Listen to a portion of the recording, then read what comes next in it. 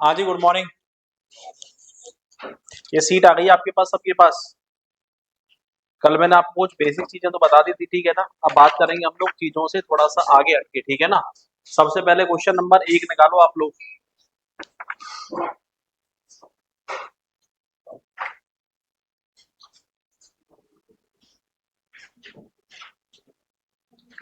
अच्छा देखो सुनो, कल मैंने आपसे मैं आपको बताया था कि आपको हमेशा 3 चीजों का पता लगाना है। एक तो चेंज का, चेंज के बाद आपको पता लगाना है मेथड का, और मेथड के बाद आपको पता लगाना है लॉजिक का, ठीक है ना। अब देखो सुनो, एक बार मैं 5 मिनट के लिए रिपीट कर रहा हूँ चीजों को। उसके बाद फिर आप लोग मुझे बताना कि चेंज कौन सी साइड से हुआ है। चेंज के बाद आपके पास मेथड कौन सा है, और मेथड के बाद आपके पास लॉजिक क्या है।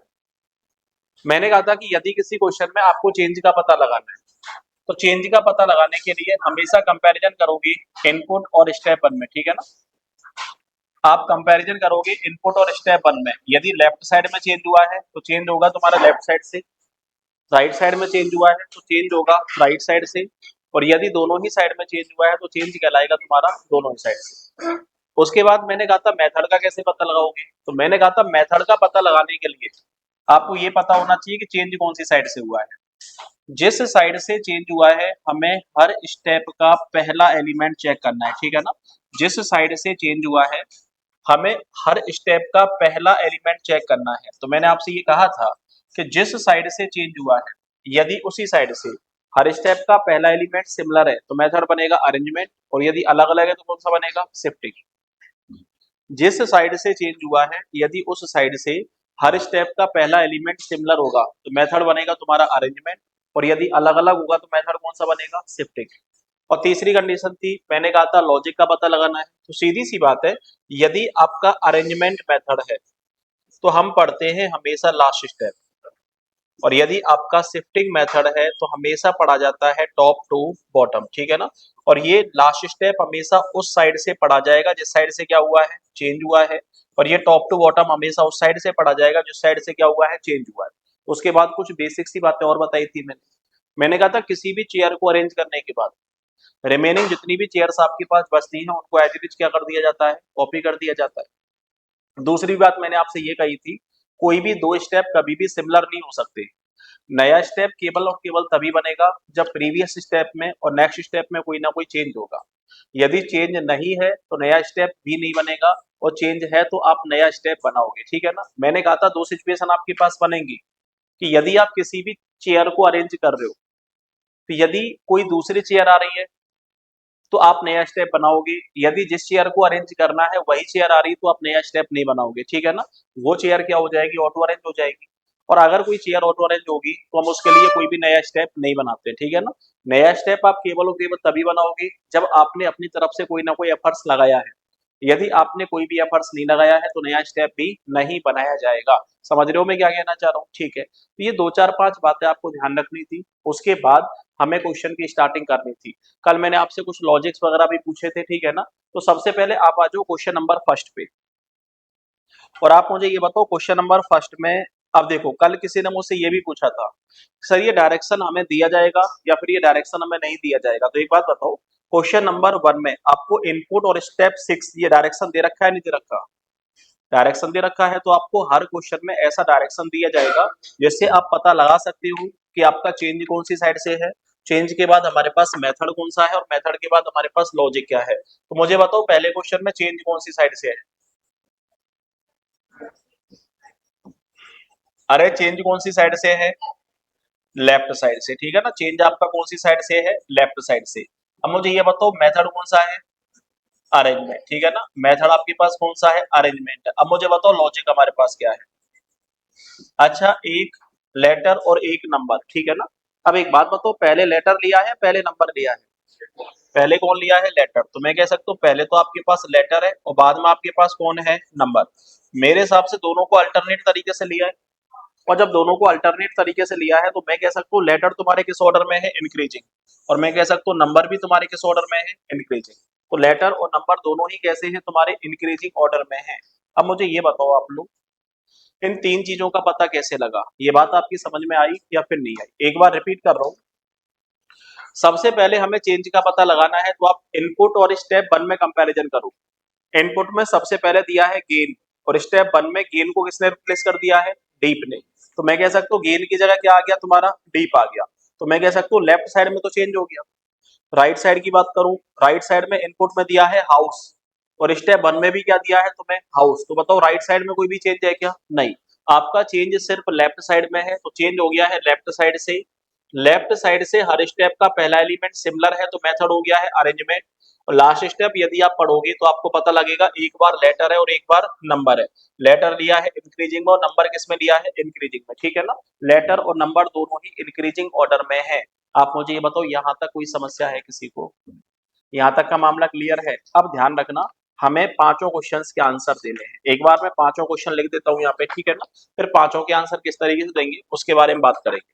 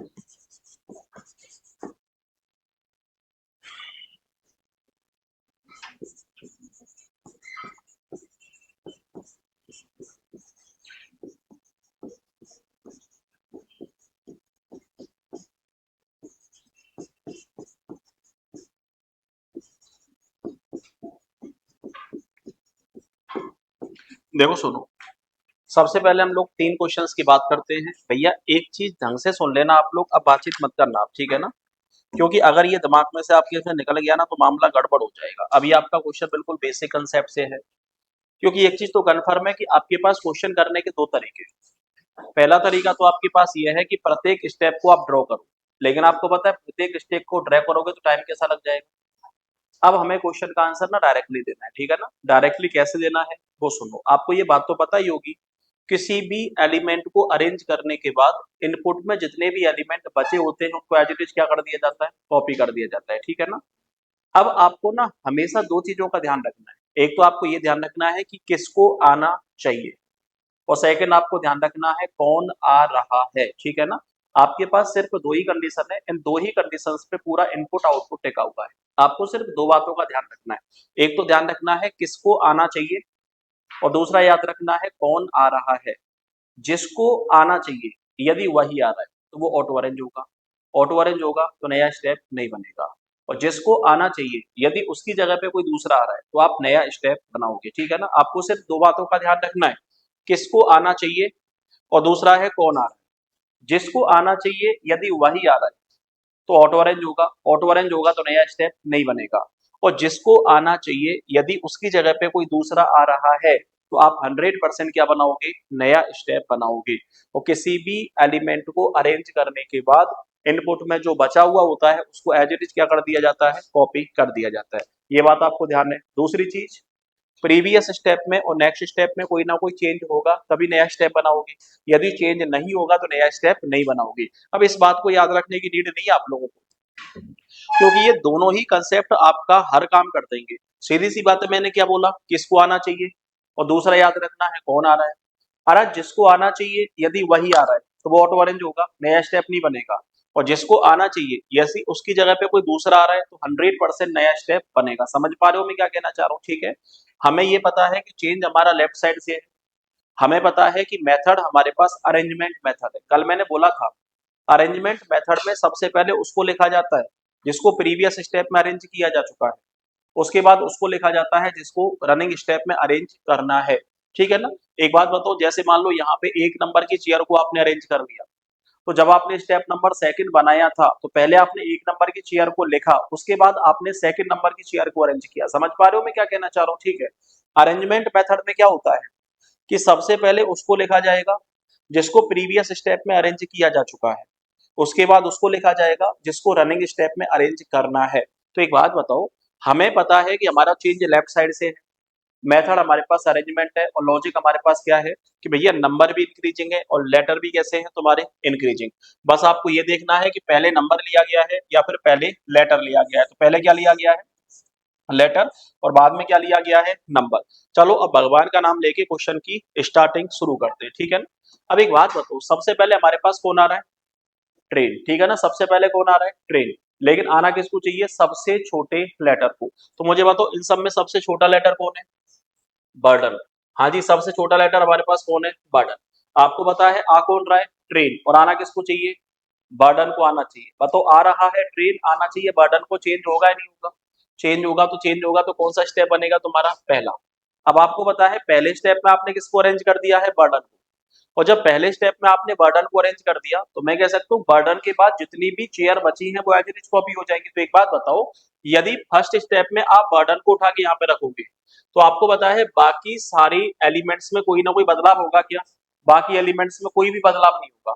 और जब बाकी एलिमेंट्स में कोई भी चेंज नहीं होगा तो मैं कह सकता हूँ स्टेप वन क्या बनेगा कि सबसे पहले आएगा बर्डन, बर्डन के बाद आप बचा कुचा कॉपी करोगे तो बर्डन के बाद ट्रेन 59 47 25 ओवर 63 और स्काई।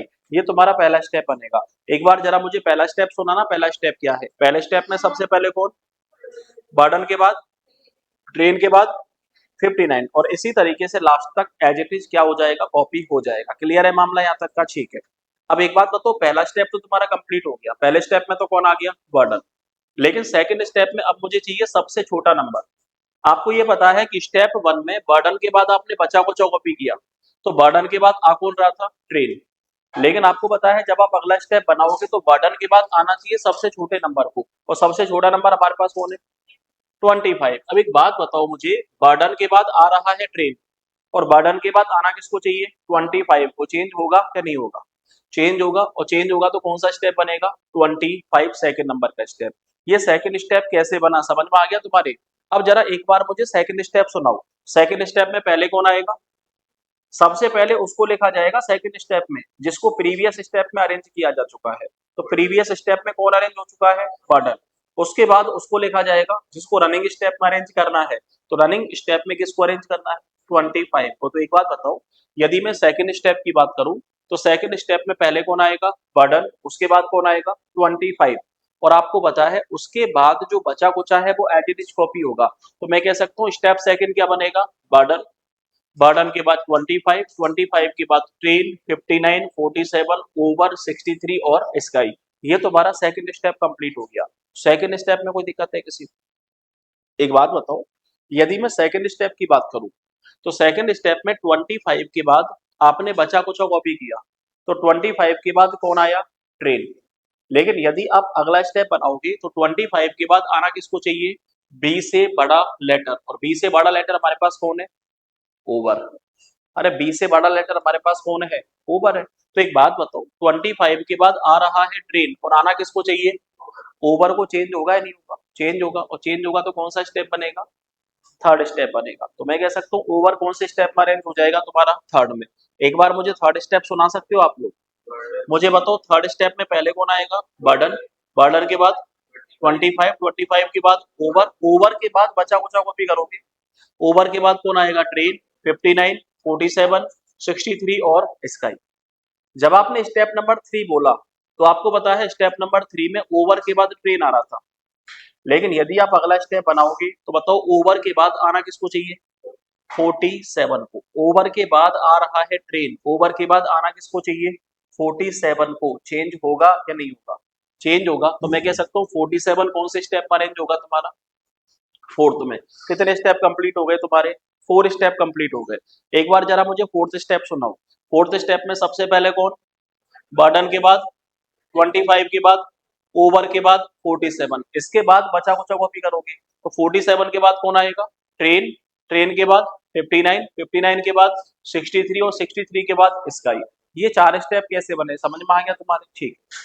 अब आपको पता है फोर्थ नंबर के स्टेप में 47 के बाद आ रहा है ट्रेन, लेकिन 47 के बाद आना किसको चाहिए, स्काई को।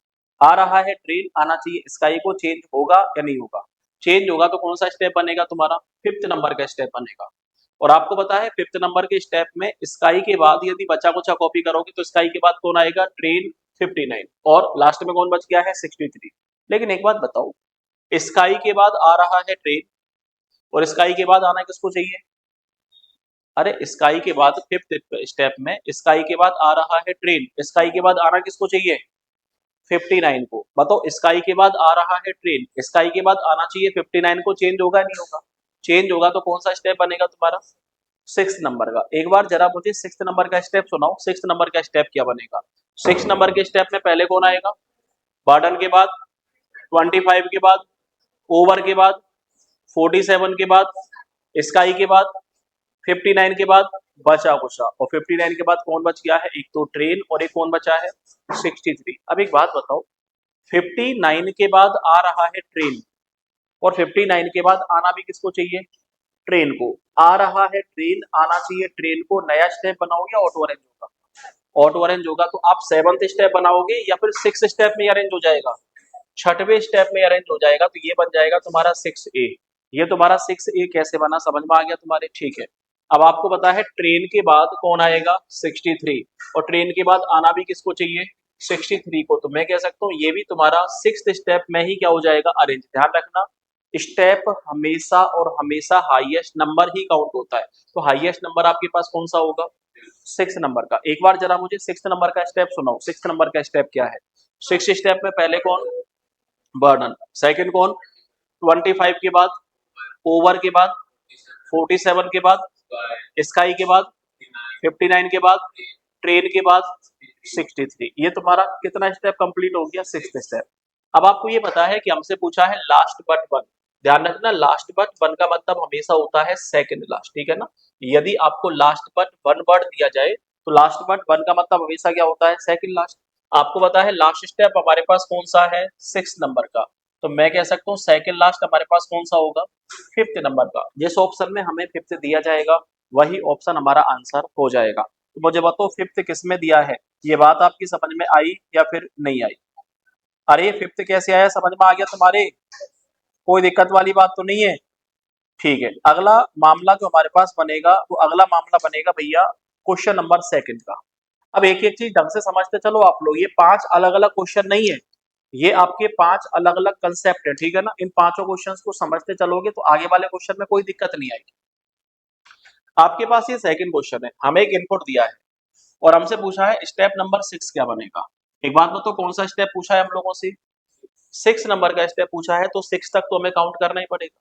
6 तक काउंट करोगे तो एक बात बताओ, सबसे पहले आ कौन रहा है, सर्विस। आना किसको चाहिए, सबसे छोटा लेटर, और सबसे छोटा लेटर कौन है, डेस्क। अब एक चीज आपने महसूस की कि मैंने कहा था कि जब तक नया स्टेप बनता रहेगा तब तक ऑटो अरेंज वाली कंडीशन नहीं बनेगी। और आपको पता है यदि डेस्क के बाद आप बचा कुचा कॉपी करोगे तो आएगा सर्विस। मैं कह सकता हूँ जब तक सर्विस खुद अपनी जगह पे नहीं आएगा तब तक चेंज होता रहेगा। अरे समझ पा रहे हो, जब तक ऐसी सिचुएशन नहीं बनेगी कि सर्विस कोई आना चाहिए और सर्विस ही आ रहा है तब तक नया स्टेप बनता रहेगा। समझ पा रहे हो मैं क्या कहना चाह रहा हूँ, ठीक है। तो एक बात बताओ, डेस्क के बाद आ कौन रहा है? सर्विस। और डेस्क के बाद आना किसको चाहिए? 15 को। कौन सा स्टेप बन गया है? सेकंड। 15 के बाद बचा कुचा कॉपी करोगे तो कौन आएगा? सर्विस। आना किसको चाहिए? ऑफ को। ऑफ के बाद बचा कुचा कॉपी करोगे तो कौन आएगा? सर्विस। आना किसको चाहिए? 46 को। 46 के बाद बचा कुचा कॉपी करोगे तो कौन आ रहा है? सर्विस। आना किसको चाहिए? सर्विस को ही आना चाहिए। आना चाहिए सर्विस को ही, सर्विस ही आ गया तो ऑटो अरेंज हो गया, नया स्टेप बनेगा ऑटो अरेंज। तो मैं कह सकता हूँ सर्विस तो तुम्हारा ऑटो अरेंज हो गया। अब सर्विस के बाद कौन आ रहा है? 58। और सर्विस के बाद आना भी किसको चाहिए? 58 को ही आना चाहिए। तो मैं कह सकता हूँ 58 भी क्या हो गया? ऑटो अरेंज हो गया। ठीक है ना। अब एक बात बताओ, 58 के बाद कौन आ रहा है? 96। लेकिन 58 के बाद आना किसको चाहिए? देयर को। तो मैं कह सकता हूँ इसके लिए पांचवा स्टेप बनेगा, देयर के बाद बचा कुचा कॉपी करोगे तो कौन आएगा? 96। और आना भी किसको चाहिए? 96 को ही आना चाहिए। तो कितने स्टेप में खत्म हो गया? 5 स्टेप में खत्म हो गया। लेकिन आपसे पूछा कौन सा स्टेप है? 6। तो आंसर आएगा there will be no such step. ऐसा कोई भी स्टेप नहीं बनेगा, क्योंकि आपका जो मामला है वो कितने स्टेप में खत्म हो गया? आपका मामला 5 स्टेप में ही खत्म हो चुका है। तो आंसर जाएगा there will be no such step. ऐसा कोई भी स्टेप नहीं बनेगा। सेकंड क्वेश्चन में कोई दिक्कत है किसी को? आएगी दिक्कत? चलो सेकंड क्वेश्चन में मैं आपसे एक अलग से क्वेश्चन पूछ रहा हूँ, ठीक है ना। आप मुझे ये बताओ, एक और क्वेश्चन पूछ रहा हूं मैं, स्टेप 4 में या फिर स्टेप थर्ड में राइट से फिफ्थ एलिमेंट कौन सा होगा? आपसे क्वेश्चन पूछा है स्टेप नंबर थर्ड में राइट से फिफ्थ एलिमेंट क्या होगा। पहले इसका स्टेप नंबर थर्ड काउंट करो और आप मुझे ये बताओ स्टेप नंबर थर्ड में राइट से फिफ्थ एलिमेंट क्या बनेगा।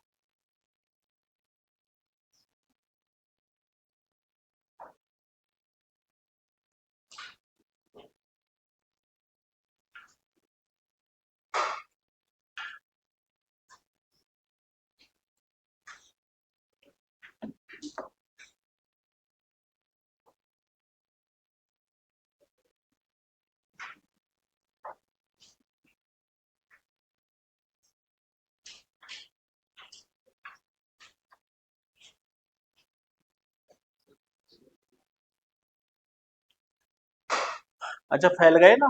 अभी सोच रहे थे कि अभी हमारे समझ में आ रहा है सारी चीजें।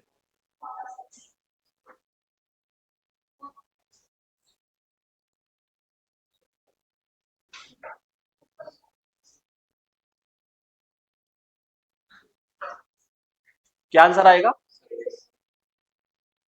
सर्विस।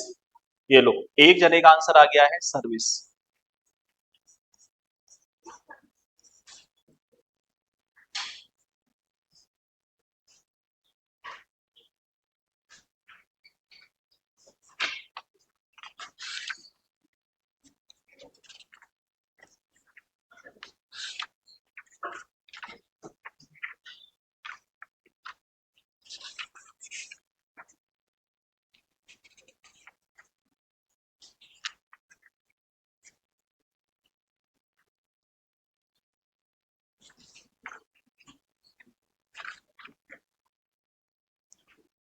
अरे इतना टाइम नहीं लगाना था तुम लोगों को, आपने दुनिया भर का टाइम लगा दिया।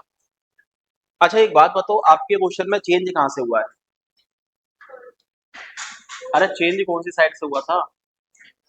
लेफ्ट साइड से। और एलिमेंट पूछा कहाँ से?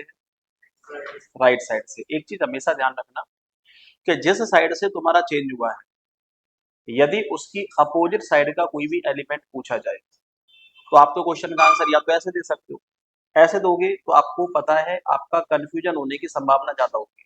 तो आप एक काम करना कि जिस साइड से तुम्हारा चेंज हुआ है, यदि उसकी अपोजिट साइड से कोई भी एलिमेंट पूछे तो सबसे पहले उसको उसी साइड में कन्वर्ट कर दो जिस साइड से तुम्हारा चेंज हुआ है। तो इसके लिए मैंने आपको ऑर्डर एंड रैंकिंग करवाया था। और ऑर्डर एंड रैंकिंग में मैंने आपको एक कंसेप्ट दिया था कि यदि हमें टोटल पर्सन की संख्या दी जाए, हमें किसी भी पर्सन की एक साइड से रैंक दे रखी हो और हमें उसी पर्सन की दूसरी साइड से रैंक निकालनी हो, तो दूसरी साइड से रैंक निकालने के लिए टोटल में से गिवन रैंक माइनस करके कितना प्लस करोगे? 1। आपके पास सीधा सा मुद्दा है, यदि मुझे किसी भी पर्सन की अदर साइड से रैंक निकालनी है तो अदर साइड से रैंक निकालने के लिए जो भी टोटल है उसमें से गिवन रैंक माइनस करोगे, और गिवन रैंक माइनस करके हमेशा कितना प्लस करोगे आप लोग, 1 प्लस करोगे, ठीक है ना। अब एक बात बताओ मुझे, हमें नहीं पता कि राइट से पांचवा कौन होगा, लेकिन हमें ये पता है कि हमारे पास टोटल कितने हैं, 1 2 3 4 5 6 7 8, टोटल एलिमेंट हमारे पास कितने हैं, 8। तो मैं कह सकता हूँ टोटल माइनस गिवन, और गिवन रैंक हमारे पास कौन सी है, फिफ्थ, ठीक है ना, और प्लस कितना करना है आपको, 1। तो मैं आपसे ये कह सकता हूँ 8 में से सॉरी 9 में से आपने 5 घटा दिया, तो मुझे लेफ्ट से कौन सा निकालना है, 4। या तो आप ये कह लो कि मुझे राइट से निकालना है फिफ्थ नंबर का, और या फिर आप ये कह लो कि हमें लेफ्ट से कौन सा निकालना है, फोर्थ नंबर का। अरे समझ पा रहे हो मैं क्या कहना चाह रहा हूँ। या तो आप ये कह लो कि हमें राइट से फिफ्थ निकालना है, और या फिर हमें ये कह सकते हो कि लेफ्ट से कौन सा निकालना है, फोर्थ। लेकिन लेफ्ट से फोर्थ कौन से स्टेप में निकालना है, थर्ड में। तो एक बार तो स्टेप नंबर थर्ड में लेफ्ट से फर्स्ट कौन होगा, डेस्क। स्टेप नंबर थर्ड में लेफ्ट से सेकंड कौन होगा, 15। स्टेप नंबर थर्ड में लेफ्ट से थर्ड कौन होगा, ऑफ। और स्टेप नंबर थर्ड में लेफ्ट से फोर्थ कौन होगा, नहीं 46 नहीं होगा। आपको पता है कि इसने अब क्या किया होगा, ऑफ को अरेंज करने के बाद इसने इनपुट को एज इट इज कॉपी किया होगा।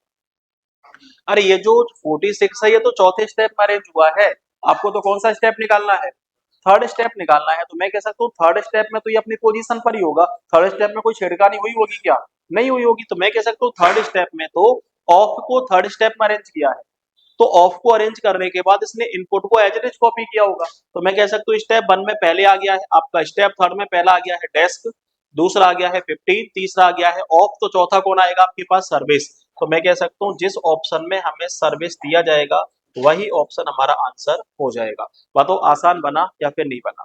तो ध्यान रखना है जिस साइड से तुम्हारा चेंज हुआ है, यदि इसकी अपोजिट साइड का कोई भी एलिमेंट पूछे तो आप उसको हमेशा उस साइड में कन्वर्ट कर लो जिस साइड से तुम्हारा चेंज हुआ है।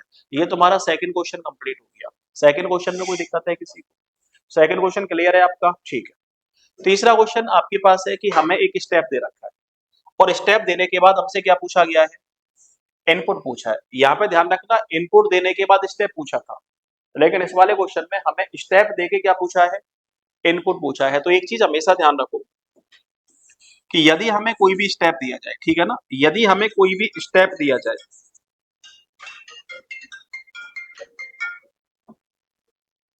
यदि हमें कोई भी स्टेप दिया जाए और स्टेप देने के बाद हमसे क्या पूछा जाए, इनपुट पूछा जाए, या फिर हमें कोई भी बाद वाला स्टेप दिया जाए और बाद वाला स्टेप देने के बाद उससे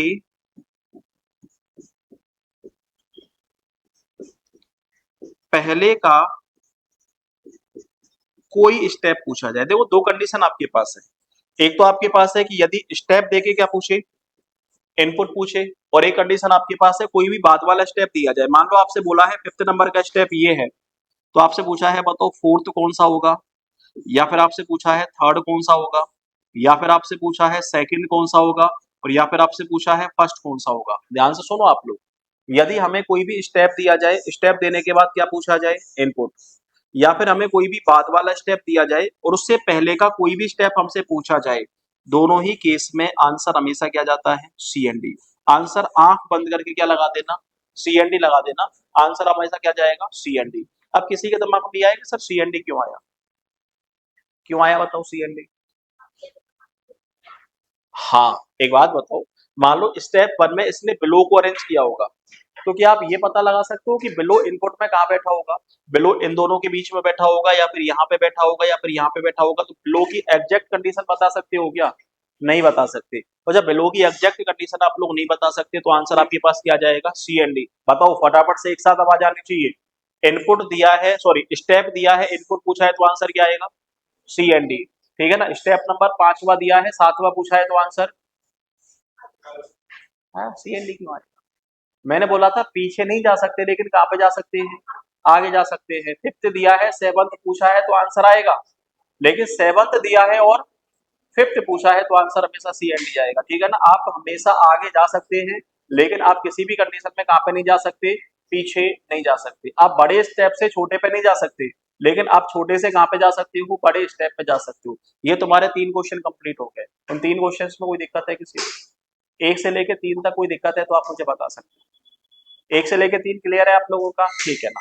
अब बात करते हैं फोर्थ नंबर और फिफ्थ नंबर के बारे में कि फोर्थ और फिफ्थ आपके पास क्या है।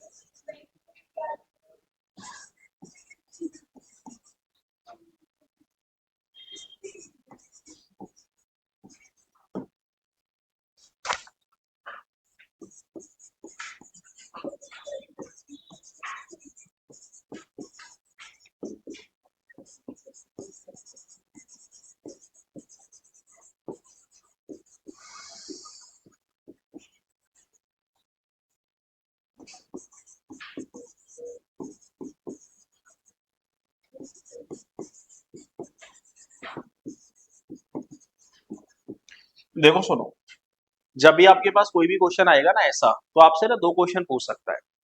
एक क्वेश्चन तो आपसे ये पूछता है, how many step will be required to complete the arrangement. Arrangement को पूरा करने के लिए कितने स्टेप की रिक्वायरमेंट होगी। तो ध्यान रखना, हाउ मेनी स्टेप का मतलब हमेशा होता है टोटल स्टेप। जो भी टोटल आपके पास बनेगा वही आपका आंसर होगा। सेकंड आपसे पूछा है, how many more step will be required to complete the arrangement. ध्यान रखना, हाउ मेनी मोर स्टेप का मतलब है कि जितने स्टेप उसने दिए हैं, यदि उनको टोटल में से माइनस कर दिया जाए तो आपसे वो स्टेप पूछता है जो आपने खुद ने कैलकुलेट किए हैं। समझ रहे हो मैं क्या कहना चाह रहा हूँ। जैसे हमसे बोला है सेकंड स्टेप ये है, टोटल स्टेप मान लो आपके पास 7 बने, ठीक है। तो यदि हाउ मेनी स्टेप पूछा है तो आंसर 7 जाएगा। लेकिन यदि हाउ मेनी मोर स्टेप पूछा है तो आंसर 7 माइनस 2 मतलब कितना जाएगा, 5 जाएगा। समझ रहे हो मैं क्या कहना चाह रहा हूँ, ठीक है। अब बात करते हैं एक बार इस वाले क्वेश्चन की। आपसे पूछा है लास्ट स्टेप क्या बनेगा। अब एक बार ढंग से देखो, हमें यहाँ पे इनपुट नहीं दे रखा, हमें कौन सा स्टेप दे रखा है, थर्ड स्टेप दे रखा है। तो मैं आपसे ये कह सकता हूँ कि यदि इसने थर्ड नंबर का स्टेप दिया है तो पहले स्टेप में इसने 8 को खुद से अरेंज करके दिया होगा, सेकंड स्टेप में इसने 24 को खुद से अरेंज करके दिया होगा, और थर्ड स्टेप में इसने डे को खुद से अरेंज करके दिया होगा। मतलब स्टार्टिंग वाले 3 एलिमेंट्स को तो उसने खुद से अरेंज करके दिया है। अरे समझ पा रहे हो मैं क्या कहना चाह रहा हूँ, ठीक है। उसके बाद इसने इनपुट को बचा कुचा क्या किया होगा, कॉपी किया होगा। तो आपको थर्ड स्टेप से आगे के स्टेप बनाने हैं। तो एक बार बताओ, थर्ड में डे के बाद आ कौन रहा है, 83। लेकिन डे के बाद आना किसको चाहिए, 54 को। कौन सा स्टेप कंप्लीट हो गया तुम्हारा, फोर्थ। आपको पता है 54 के बाद बचा कुचा कॉपी कंप्लीट करोगे तो 54 के बाद आएगा कौन, 83। लेकिन 54 के बाद आना किसको चाहिए, पावर को। पावर के बाद बचा कुचा कॉपी करोगे तो पावर के बाद कौन आएगा, 83। आना किसको चाहिए, 71 को। 71 के बाद बचा कुचा कॉपी करोगे तो 71 के बाद कौन आ रहा है, 83। आना किसको चाहिए, स्टार को। स्टार के बाद बचा कुचा कॉपी करोगे तो किसको आना चाहिए, 83 को। और आ भी कौन रहा है तुम्हारा, 83। तो मैं कह सकता हूँ लास्ट स्टेप कौन से नंबर का बनेगा, 7 नंबर का बनेगा। जिस स्टेप में हमें 7, जिस ऑप्शन में हमें 7 दे रखा होगा वही ऑप्शन हमारा आंसर हो जाएगा। ये 7 कैसे दे रखा होगा समझ में आ गया तुम्हारे, ठीक है। अगला क्वेश्चन, सपोज आपके पास स्टेप सेकंड दिया है। अब ध्यान रखना, क्या ऑटो अरेंज नहीं है वो। आपको पता है स्टेप नंबर थर्ड दे रखा है, उसने इनपुट नहीं दिया है। स्टेप नंबर थर्ड मतलब स्टार्टिंग के 3 इसने खुद ने अरेंज करके दिए हैं। समझ गई, ठीक है। अब एक बार तो यहाँ पे कौन सा स्टेप दिया है आपको, सेकंड। तो मैं कह सकता हूँ पहले स्टेप में कोल्ड को अरेंज किया होगा और सेकंड में 17 को अरेंज किया होगा। उसके बाद इसने इनपुट बचा कुचा कॉपी करके दिया है। समझ पा रहे हो मैं क्या कहना चाह रहा हूँ, ठीक है। एक बात बताओ, 17 के बाद आ कौन रहा है, वेव। और 17 के बाद आना किसको चाहिए, डेस्क को। डेस्क के बाद बचा कुचा कॉपी करोगे तो डेस्क के बाद कौन आ रहा है, वेव। आना किसको चाहिए, 43 को। 43 के बाद बचा कुचा कॉपी करोगे तो कौन आ रहा है, वेव। आना किसको चाहिए, नेबर को। नेबर के बाद बचा कुचा कॉपी करोगे तो कौन आ रहा है, वेव। आना किसको चाहिए, 52 को, 52 के बाद बचा कुचा कॉपी करोगे तो आना किसको चाहिए, वेव को। आ भी कौन रहा है, वेव ही आ रहा है, तो मैं कह सकता हूँ ये हो गया है 6A और ये हो गया है 6B। तो मैं कह सकता हूँ टोटल स्टेप आपके पास कितने बने हैं, 6। यदि आपसे क्वेश्चन ये पूछेगा हाउ मेनी स्टेप, तो हाउ मेनी स्टेप तो आपके पास जाएगा 6।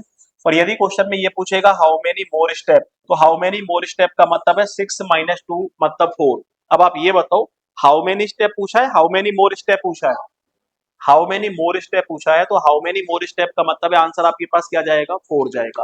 अरे कर लोगे, ठीक है। चलो सेट नंबर सेकंड पे मुझे बताओ चेंज कहां से हुआ है। सेट नंबर सेकंड में चेंज कहां से हुआ है, लेफ्ट साइड से, वेरी गुड।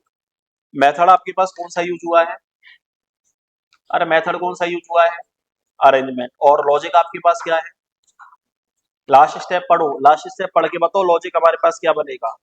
तो लेटर तो सारे के सारे इंक्रीजिंग या डिक्रीजिंग, इंक्रीजिंग, नंबर सारे के सारे डिक्रीजिंग। लिख लो फटाफट, चेंज आपका लेफ्ट साइड से। ओह इना मीना डीका, क्या कर रहे हो तुम लोग, हाँ जी लिख लो, चेंज कहां से हुआ है तुम्हारा, लेफ्ट साइड से। मेथड हमारे पास क्या हुआ है, अरेंजमेंट। और लॉजिक आपके पास है लेटर इंक्रीजिंग और नंबर डिक्रीजिंग, ठीक है ना, लेटर इंक्रीजिंग नंबर डिक्रीजिंग। घर पे कर लेना सेट नंबर 2, सेम क्वेश्चन है, कोई बदलाव नहीं है। सेट नंबर 3 में बताओ चेंज कहां से हुआ है।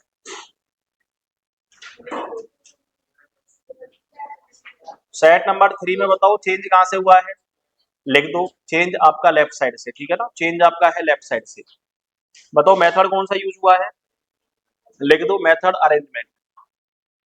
और मुझे बताओ लॉजिक क्या लगा है, लेटर तो डिक्रीजिंग और नंबर भी डिक्रीजिंग। तो लिख दो लेटर डिक्रीजिंग और नंबर भी डिक्रीजिंग, ठीक है ना, लेटर डिक्रीजिंग और नंबर भी डिक्रीजिंग। सेट नंबर 4, चेंज कहां से हुआ है, सेट नंबर 4 में चेंज कहां से है, लेफ्ट से, मेथड अरेंजमेंट, ठीक है ना। और लॉजिक आपके पास क्या है, लेटर इंक्रीजिंग और नंबर डिक्रीजिंग, ठीक है ना, लेटर इंक्रीजिंग और नंबर डिक्रीजिंग। लिख दो फटाफट से।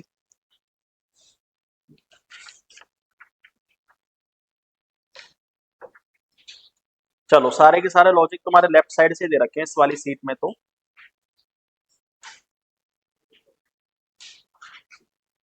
कर लेना इन सारे को। आप लोग सेट नंबर 7 पे हो, सेट नंबर 7 पे। और सेट नंबर 7 में मुझे ये बताओ चेंज कौन सी साइड से हुआ है। सेट नंबर 7 में चेंज कहां से हुआ है, लेफ्ट साइड से, ठीक है ना। अब मुझे ये बताओ मेथड कौन सा यूज हुआ है, अरेंजमेंट। चेंज आपका लेफ्ट साइड से, मेथड आपके पास अरेंजमेंट है। अब आप ये बताओ लॉजिक क्या यूज हुआ है, लास्ट स्टेप पढ़ो और लास्ट स्टेप पढ़ के बताओ लॉजिक क्या है।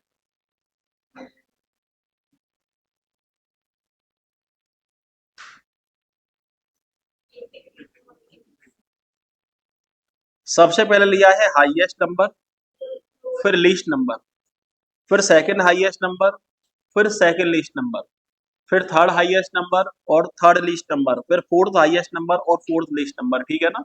एक बार हाईएस्ट नंबर और एक बार लीस्ट नंबर, ठीक है ना। लिख दो, पहले हाईएस्ट लिया लिस्ट लिया है, पहले हाईएस्ट लिया है तो पहले हाईएस्ट लिखो, हाईएस्ट, और बाद में लिया है लीस्ट नंबर, ठीक है ना। इसी तरीके से चल रहा है तुम्हारा मामला। और बाकी सारे क्वेश्चन तो तुम्हारे पास सेम ऐसे है ही, ठीक है ना। एक क्वेश्चन दे रहा हूँ, आप मुझे बताना चेंज कौन सी साइड से हुआ है, ठीक है ना। आप मुझे ये बताना चेंज आपका हुआ कौन सी साइड से।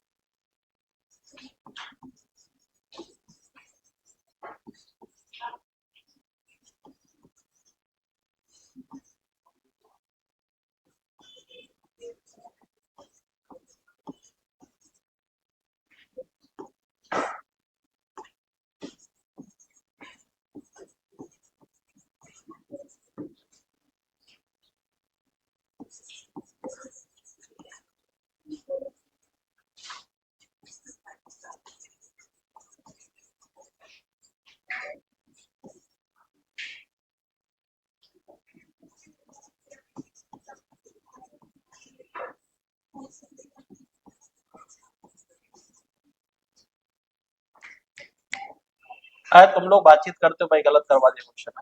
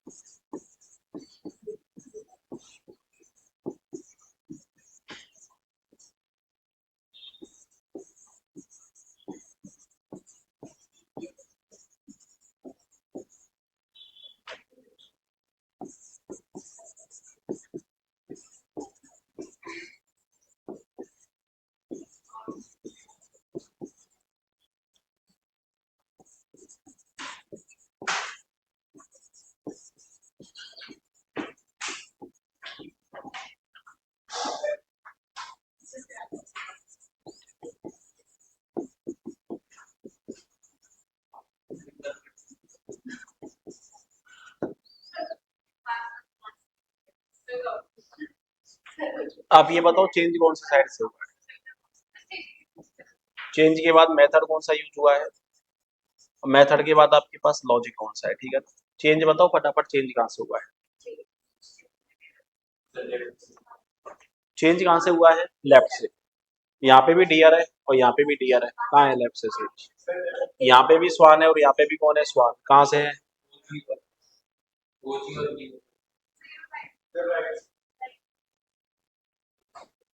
ओजी नहीं है, 09 है।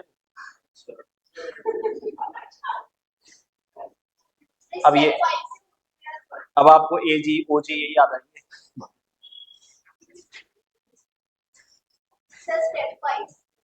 अच्छा देखो सुनो, अब यहाँ पे मामला थोड़ा सा गंभीर हो गया है, ठीक है ना? अब ना तो यहाँ पे चेंज लेफ्ट साइड से मिल पा रहा है और ना ही चेंज राइट साइड में। लेकिन चेंज कैसे पता लगाओगे? कंडीशन वही है, कंडीशन बदलेगी नहीं। इनपुट में और स्टेप वन में क्या करोगे? कंपैरिजन। सुनो, यहाँ पे भी डियर है, यहाँ पे भी डियर है, यहाँ पे भी कियर है, यहाँ पे भी कियर है, यहाँ पे भी 19 है, यहाँ पे भी 19 है, यहाँ पे भी 43 है, यहाँ पे भी 43 है। मतलब एक चीज तो कंफर्म है, लेफ्ट में चेंज होने की तो संभावना नहीं हो सकती। राइट साइड में चलो, यहाँ पे स्वान है तो यहाँ पे भी स्वान दिया है, यहाँ पे 93 है तो यहाँ पे भी 93 दिया है, लेकिन यहाँ पे 09 है, लेकिन यहाँ पे कौन आ गया? मीन आ गया। तो मैं आपसे ये कह सकता हूँ भैया लेफ्ट साइड में तो चेंज नहीं है, लेकिन चेंज कहाँ से हो गया है? राइट साइड से, ठीक है ना? ये लो, चेंज तुम्हारा कहाँ से हो गया है? राइट साइड से। उसके बाद हमारे पास मेथड, आपको पता है राइट साइड से चेंज है तो हर स्टेप का पहला एलिमेंट सेम है, और जब हर स्टेप का पहला एलिमेंट सेम है तो मेथड कौन सा है? अरेंजमेंट। अब मुझे पता लगाना है लॉजिक का, तो भैया हमें पढ़ना है लास्ट स्टेप उस साइड से जिस साइड से चेंज हुआ है। स्वान, मीन, लब, डियर, केयर, लेटर इंक्रीजिंग या डिक्रीजिंग? डिक्रीजिंग। तो मैं आपसे ये कह सकता हूँ लेटर तो तुम्हारे कैसे हैं? डिक्रीजिंग। नंबर की बात करूँ 93, 43, 19, 16, 09, तो मैं कह सकता हूँ नंबर भी तुम्हारे कैसे हैं?